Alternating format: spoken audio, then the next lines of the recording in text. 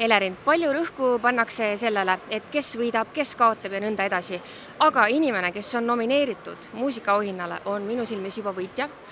Aga mõtleme nüüd korra selle peale. Sa olid pisike tüdruk Viljandist, sul oli unistus ja nüüd sa oled siin. Mida sa ütleksid sellele väiksele Elerinile täna? Ma ütleksin, et tee seda edasi, mida sa praegu teed ja ma tegin oma 5 korruselise maja, see on nagu üleni minu maja, vaid see oli paneelikas, eks ole.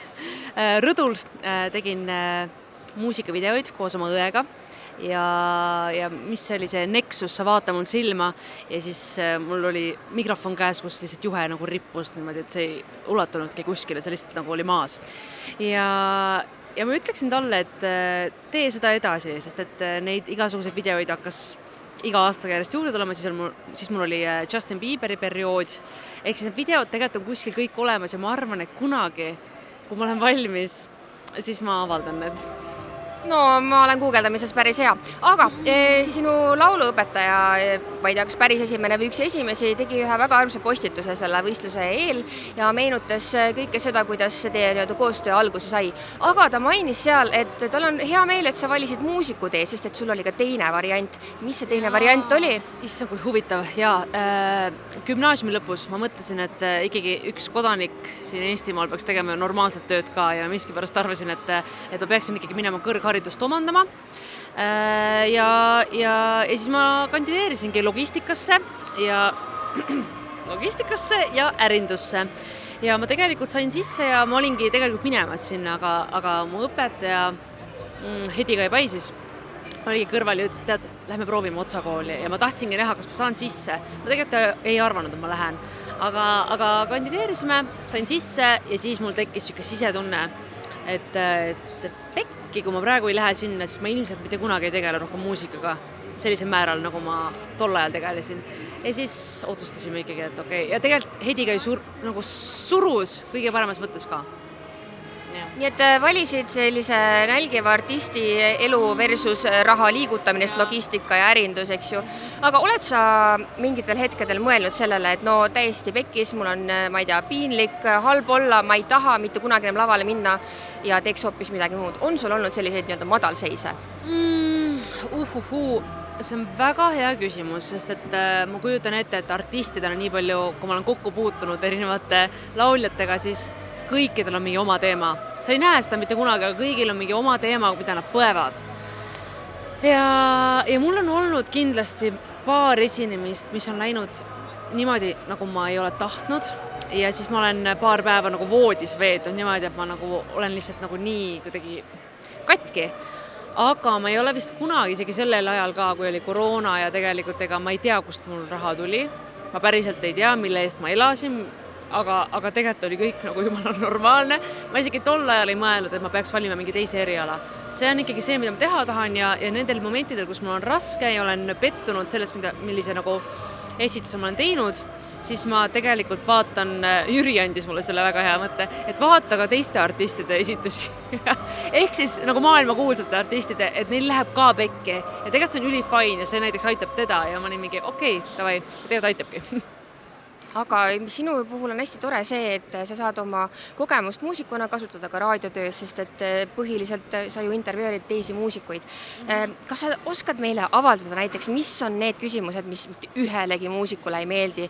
Jälle, kui tuleb mingi ajakirjanik selle küsimusega, salaja pöördatakse silmi, et issand lõpeta. Aga sina oled juba targem, sa tead, mida ei tohi küsida. Kusjuures ma tean.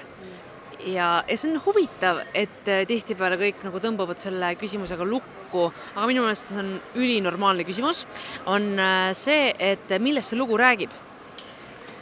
Ja see on huvitav, kuidas tõesti väga paljud artistid on järsku mingi, ma ei teagi, mida vastata.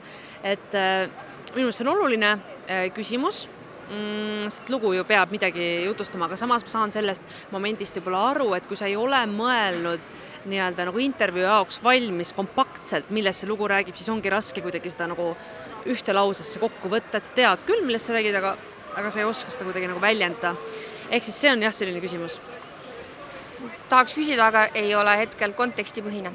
aga küsin hoopis seda, et sinu puhul ma imetlen tohutult ka sinu elurõõmu, seda sisemist sära, mida sul on tohutult palju ja isegi hallidel päevadel alati sa naeratad ja särad.